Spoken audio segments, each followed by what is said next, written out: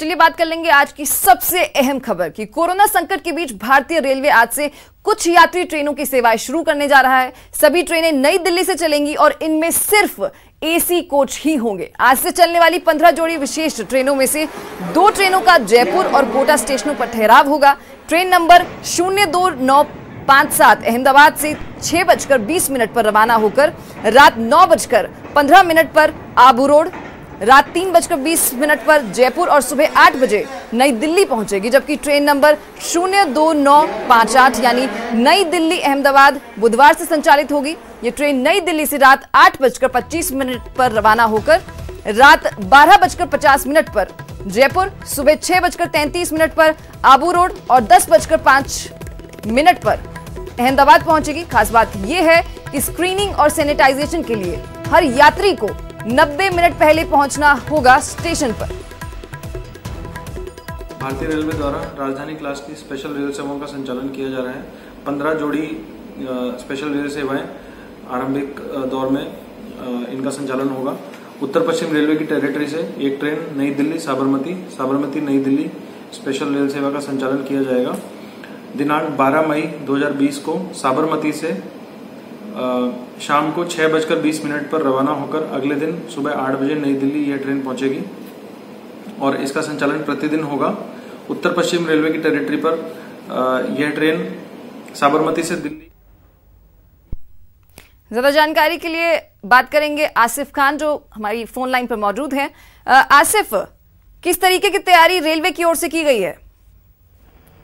दीक्षा, 15 जोड़ी स्पेशल ट्रेनों की शुरुआत की गई है। हालांकि अब ये ट्रेनें नियमित रूप से चलेंगी और 15 बड़े बड़े स्टेशन जो भारत के अंदर हैं वो दिल्ली से ये शुरू की जाएंगी। और आज क्योंकि 12 मई है, 12 मई से ये ट्रेनें शुरू हो जाएंगी। और इसमें से हालांकि जयपुर जो NWR जोन के अंदर आता है, यहाँ से कोई भी ट्रेन शुरू नहीं हो रही है। लेकिन जो ट्रेन दिल्ली से अहमदाबाद की तरफ जाएगी, साबरमती एक्सप्रेस, वो जयपुर होते हुए गुजरेगी। जयपुर, आबू रोड और कोटा होते हुए वो ट्रेन यहाँ से गुजरेगी। इसलिए रात को वो ट्रेन यहाँ से पहुंचेगी और जिन लोगों ने IRCTC के माध्यम से रिजर्वेशन करवाए हुए हैं वो रात को 1 बजे इस ट्रेन के अंदर चढ़ेंगे। और जो लोग दिल्ली से जयपुर का रिजर्वेशन जिन लोगों ने करवाया हुआ है वो यहाँ पर जो है वो उतरेंगे। लेकिन इसके लिए दीक्षा जो नियम है वो बहुत सख्त बनाए गए हैं। अगर किसी को जयपुर स्टेशन के ऊपर जाकर साबरमती एक्सप्रेस पकड़नी है तो उसको 90 मिनट पहले बिल्कुल एयरपोर्ट की तर्ज पर अंदर आना होगा। और 90 मिनट के पहले आने के बाद में अपना जो टिकट है, वेब जो टिकट है फोन के ऊपर वो शो करना पड़ेगा। उसके अलावा उसको मास्क पहनना बहुत अनिवार्य किया गया है। बिना मास्क पहने वो यात्रा नहीं कर सकता। साथ ही साथ थर्मल स्कैनिंग से उसको गुजरना पड़ेगा, सोशल डिस्टेंसिंग का पालन करना पड़ेगा, तब जाकर ये यात्रा जो है वो पूरी की जाएगी। इसलिए सभी यात्री 90 मिनट पहले पहुंचेंगे। हालांकि ये 2 ट्रेनें जो है वो राजस्थान को छूते हुए गुजरेंगी, जिसके अंदर से जयपुर स्टेशन है आने के समय और जाने दोनों के समय। ऐसे में जो यात्री जिनका रिजर्वेशन क्लियर हो चुका है वही उन्हीं को अनुमति मिलेगी स्टेशन पर पहुंचने की और वही इस ट्रेन के अंदर सवार हो सकेंगे। इसके अलावा जयपुर से और NWR से कोई ट्रेन शुरू नहीं हुई है, लेकिन आज से 4 श्रमिक स्पेशल ट्रेनें शुरू की जाएंगी जो 12, 14, 16 और 18 मई को जाएंगी उत्तर प्रदेश के अलग अलग शहरों के अंदर। उनका टाइम टेबल आज शाम को 6 बजे पहली ट्रेन उत्तर प्रदेश के लिए रवाना होगी। दीक्षा जी आसिफ, जैसा आप बता रहे हैं रेलवे की ओर से सारे एहतियात बरते जा रहे हैं, सारी सावधानियां बरती जा रही हैं। आशा है कि ये संचालन अच्छी तरीके से हो रहा है। तमाम जानकारी के लिए बहुत बहुत शुक्रिया। तो रेलवे आज से 15 स्पेशल ट्रेनें चलाने जा रहा है। चलिए रुक करेंगे अगली खबर का। पीएम नरेंद्र मोदी ने कल मुख्यमंत्रियों के साथ बैठक की। इस दौरान कोरोना महामारी को लेकर चर्चा की गई। बैठक में 4 राज्यों के मुख्यमंत्रियों ने लॉकडाउन बढ़ाने की अपील की है। पीएम ने सभी राज्य सरकारों के प्रयासों की तारीफ की। पीएम का कहना था कि आपके उत्साह की बदौलत कोरोना के खिलाफ देश जंग जीतेगा। पीएम ने 15 मई तक मुख्यमंत्रियों से सुझाव भी देने को कहा है। पीएम ने जान से लेकर जग तक का नारा भी दिया। पीएम ने कहा कि वैक्सीन मिलने तक सोशल डिस्टेंसिंग का पालन करना होगा। पीएम नरेंद्र मोदी ने साफ किया कि आर्थिक गतिविधियों को बल देने के लिहाज से पैसेंजर ट्रेन को चलाना जरूरी है। इस बैठक में सीएम शिवराज सिंह चौहान ने भी हिस्सा लिया।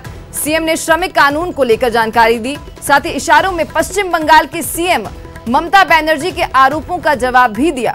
शिवराज सिंह चौहान ने केंद्रीय टीम के राज्यों में आने से फायदा होने की बात कही, जबकि ममता बनर्जी ने केंद्रीय टीम भेजने को लेकर सवाल उठाए थे।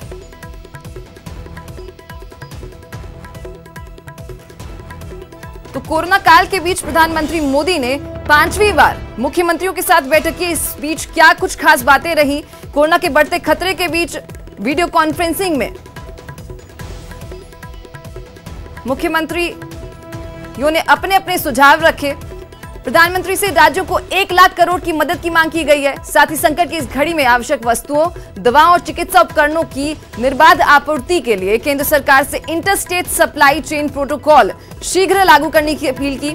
सीएम अशोक गहलोत ने कहा कि रेड जोन वाले लोगों को ग्रीन जोन में जाने की अनुमति ना हो। इसके अलावा मुख्यमंत्री अशोक गहलोत ने कहा कि कोरोना वायरस संक्रमण से उपजे संकट में जीवन के साथ आजीविका बचाना जरूरी है। उन्होंने इसको ध्यान में रखते हुए केंद्र सरकार को शहरी गरीबों के लिए रोजगार गारंटी योजना लाने की मांग की और मनरेगा के तहत गांव में रोजगार को बढ़ाकर 200 दिन करने का सुझाव दिया।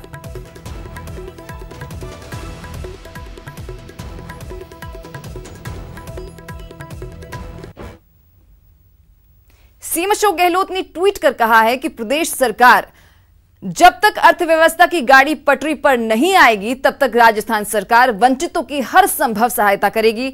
बेसहारा और किसी भी सामाजिक सुरक्षा योजना से वंचित व्यक्ति हमारा टारगेट ग्रुप है और इनकी मदद करना हमारा संकल्प है।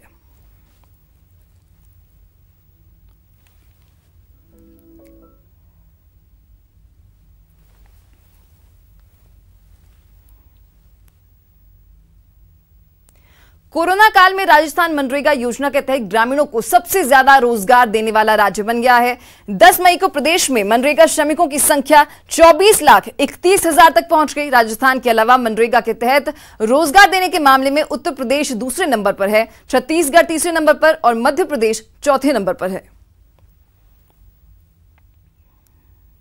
इसी को लेकर प्रदेश के उप मुख्यमंत्री सचिन पायलट ने भी खुशी जाहिर की है। उनसे खास बातचीत की हमारे संवाददाता सचिन कुमार ने। कोरोना महामारी के इस दौर में मनरेगा योजना के तहत ग्रामीण क्षेत्रों में रोजगार देने के मामले में राजस्थान देश में सबसे अग्रणी और प्रथम राज्य बन गया है। इस योजना की पहल की थी उप मुख्यमंत्री सचिन पायलट ने। वो हमारे साथ उन्हीं से जान लेते हैं कि कैसे पूरी तरह से इस योजना को क्रियान्वयन किया गया। सर, कोरोना के इस काल के अंदर रोजगार देना एक सबसे बड़ी चुनौती थी और वो आपने कर दिखाया। कैसे साकार हुआ सर? देखिए, जब कोरोना महामारी का प्रभाव देश में पड़ा तो उसका सबसे ज़्यादा जो नकारात्मक इफेक्ट हुआ वो गरीब जनता पे हुआ। अर्थव्यवस्था चौपट हो गई है, फैक्ट्री कारखाने बंद हो गए थे। तो जब शुरुआत में लॉकडाउन हुआ था और जैसे ही हमको परमिशन मिली कि हम नरेगा में काम चालू कर सकते हैं, तो अप्रैल के मध्य में हम लोगों ने ये निर्णय लिया कि गाँव में जाके जागरूकता फैलाएंगे और प्रशासन अधिकारियों को हमने निर्देशित किया कि संख्या बढ़ानी पड़ेगी, क्योंकि 17 अप्रैल को राजस्थान में सिर्फ 62,000 लोग नरेगा में काम पा रहे थे और आज वो संख्या 24 लाख हो गई है। तो इन दिनों के अंदर हम लोगों ने कोशिश करी कि जो श्रमिक हैं, जो गरीब परिवार हैं, उन लोगों को रोज़गार दें, क्योंकि हमने नरेगा में दिहाड़ी बढ़ा दी है। अब पहले 200 रुपये थी, 220 रुपये प्रतिदिन हो गई है। तो जो लोग अपने गांव वापस आ रहे हैं, उनको नौकरी के मिल नहीं रही, बिल्कुल इकोनॉमी एक तरह से रुक चुकी है, तो उसको पुनर्जीवित करने का एक सबसे बढ़िया साधन रहा। और इसमें हमने 2-3 बातें करी थी। पहला तो जो हमने सोशल डिस्टेंसिंग का प्रावधान है उसको बहुत मजबूती से लागू रखा और लोगों को निजी काम करने के लिए प्रेरित किया। लोग अपने मकान बना रहे हैं, शौचालय बना रहे हैं, खेतों में काम कर रहे हैं और उसकी उनको दिहाड़ी मिल रही है। तो जब अपना काम करता है व्यक्ति तो रुचि लेकर करता है। दूसरा, हमने इसका समय बदल दिया, क्योंकि गर्मी का समय था तो सुबह 6 बजे से दोपहर के 1 बजे तक हमने काम को रखा। नरेगा किट्स के अंदर हमने साबुन की टिक्कियाँ रखी, हाथ धोने के लिए सैनिटाइज़र रखा, मास्क रखे, तो लोगों को लगा कि हम सेफली यहाँ काम कर सकते हैं। और धीरे धीरे ये जनभावना बनी कि नरेगा से हम लोगों को न सिर्फ आर्थिक मदद मिलेगी, लेकिन हम लोगों को डिपेंड नहीं रहना पड़ेगा किसी और पर। तो मुझे खुशी है कि आज हिंदुस्तान में सबसे नंबर 1 पर अगर कोई प्रदेश है नरेगा में काम दिलाने में तो राजस्थान है। कैमरा पर्सन बलवीर सिंह के साथ सचिन कुमार, न्यूज़ 18 जयपुर। चलिए यहाँ रुकेंगे एक छोटे से ब्रेक के लिए। ब्रेक के बाद बात होगी कोरोना अपडेट की।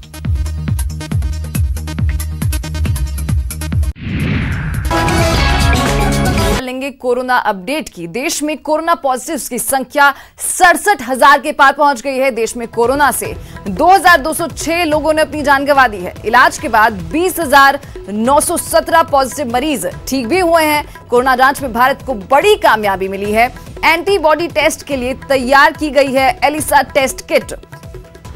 ऊर्जा मंत्रालय का कर्मचारी कोरोना संक्रमित पाया गया है। महाराष्ट्र में 22,171 पॉजिटिव केस हैं, जबकि 832 लोगों की मौत हो चुकी है। दिल्ली में कोरोना के आंकड़े 6,923 हैं, 73 ने अपनी जान गंवा दी है। वहीं गुजरात की बात करें तो गुजरात में कोरोना के 8,194 मरीज फिलहाल रिपोर्ट किए जा चुके हैं। वहीं 493 लोगों ने अपनी जान गंवा दी है। तो वहीं अगर प्रदेश के आंकड़ों की बात करें तो प्रदेश में कोरोना पॉजिटिव मरीजों की संख्या 3,988 हो गई है। प्रदेश में आज 174 नए पॉजिटिव केस सामने आए हैं। प्रदेश में कोरोना से अब तक 113 लोगों ने अपनी जान गंवा दी है, तो मौत का आंकड़ा 113 पहुंच गया है। वहीं 3,940 में से 2,324 मरीजों की रिपोर्ट नेगेटिव भी हुई है। ठीक होने पर 2,059 लोगों को डिस्चार्ज कर लिया गया है। प्रदेश में अब कुल 1,561 एक्टिव केस बचे हैं। जयपुर में सबसे ज्यादा 1,236 केस हैं। तो 33 जिलों में से, प्रदेश के 33 जिलों में से 31 जिलों में कोरोना संक्रमण फैल चुका है। आपकी टीवी स्क्रीन पर ग्राफिक्स है, ग्राफिक्स के जरिए आप ये आंकड़ा देख सकते हैं। कुल संख्या देखिए 3,988, एक्टिव केस 1,561, ठीक होने वालों की संख्या 2,059 और मौत का आंकड़ा 113। और जिलेवार बात की जाए तो आंकड़े क्या कुछ कहते हैं वो मैप के जरिए देखिए। जयपुर में सबसे ज्यादा 1,247, जोधपुर में 886, कोटा में 259, अजमेर में यह आंकड़ा 232 है, टोंक में यह आंकड़ा 142 है, चित्तौड़गढ़ में 141, नागौर में 131, भरतपुर में 117, बांसवाड़ा में 66 और झालावाड़ में यह आंकड़ा 47 है।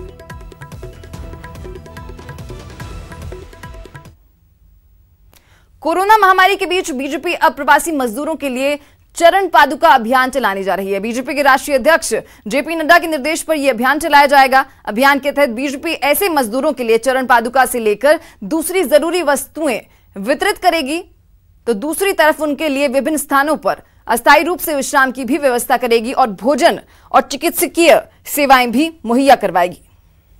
राष्ट्रीय अध्यक्ष जी हर वैकल्पिक दिन पर वीडियो कॉन्फ्रेंस करते हैं, खासतौर पर क्योंकि अब रिपोर्टिंग का समय चला गया और जो प्राथमिकता की चीज़ है जिसमें जो हमारे प्रवासी श्रमिक हैं उसमें वो बहुत सारे लोग बड़े असुरक्षित महसूस कर रहे थे, बहुत पैनिक थे। केंद्र की सरकार ने जिस तरीके से अब रेलों का आवागमन शुरू किया है, कल से 12 तारीख से शुरुआत हो जाएगी, आज से बुकिंग शुरू होगी, लेकिन साथ ही साथ प्राथमिकता से ऐसे श्रमिकों को उनके गंतव्य तक पहुंचाने के लिए कवायद शुरू हो गई है। इसके लिए तो मोदी जी की सरकार धन्यवाद की बात। राजस्थान में जियो का दबदबा बरकरार है। एक महीने में जियो से 3 लाख ग्राहक जुड़े हैं, तो सभी टेलीकॉम कंपनीज को पछाड़कर राजस्थान में सबसे आगे जियो है। जियो का दबदबा बरकरार है। एक महीने में जियो से 3 लाख ग्राहक जुड़े हैं। प्रदेश में 2.41 करोड़ ग्राहकों के साथ सबसे आगे जियो है। TRAI ये आंकड़े हैं। राजस्थान में जियो की बाजार पर पकड़ 36.9% है। 31 जनवरी 2020 तक 2.41 करोड़ ग्राहकों को राजस्थान में जोड़ा गया। जनवरी में जियो ने कुल 2.9 लाख नए उपभोक्ताओं को अपने साथ जोड़ा है। राजस्थान में जियो की वायरलेस सेवा 31 जनवरी 2020 तक बढ़कर 6.55 करोड़ हो गई है। तो राजस्थान में जियो का दबदबा बरकरार है।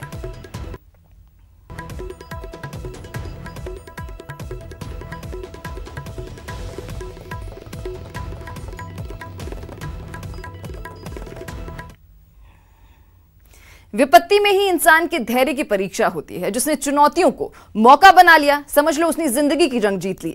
अपने सूफी गीतों से हिंदुस्तान सहित पूरी दुनिया में अलग पहचान बनाने वाले गायक कैलाश खेर लोगों को यही संदेश दे रहे हैं। उन्होंने कहा कि ये समय मन, कर्म और वचन से शुद्ध होने का समय है। अल्लाह के बंदे हंस दे जो, अल्लाह के बंदे हंस दे, अल्लाह के बंदे, अल्लाह के बंदे हंस दे, जो भी हो कल फिर आएगा, अल्लाह के बंदे हंस दे। जय जयकारा, जय जयकारा, स्वामी देना साथ हमारा।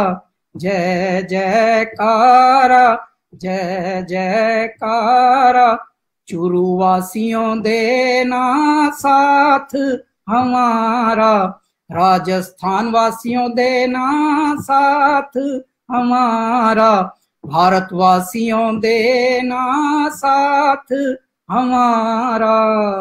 से जी लूं तेरे नाम से मर जाऊं, तेरी जान के सदके में कुछ ऐसा कर जाऊं, तूने क्या कर डाला, मर गई मैं, मिट गई मैं, हो जी हाँ जी, हो गई मैं तेरी दीवानी, दीवानी तेरी दीवानी, दीवानी। कभी अंबर से सूर्य बिछड़ता है, क्या कभी बिन बाती दीपक जलता है, कैसी है ये अनहोनी हर आंख हुई नम। तो चलिए इसी के साथ फिलहाल इस बुलेटिन में इतना ही, लेकिन अपने पसंदीदा चैनल न्यूज 18 राजस्थान की ताजा तरीन खबरों को देखने के लिए आप विजिट कर सकते हैं हमारी वेबसाइट news18rajasthan.com। नमस्कार।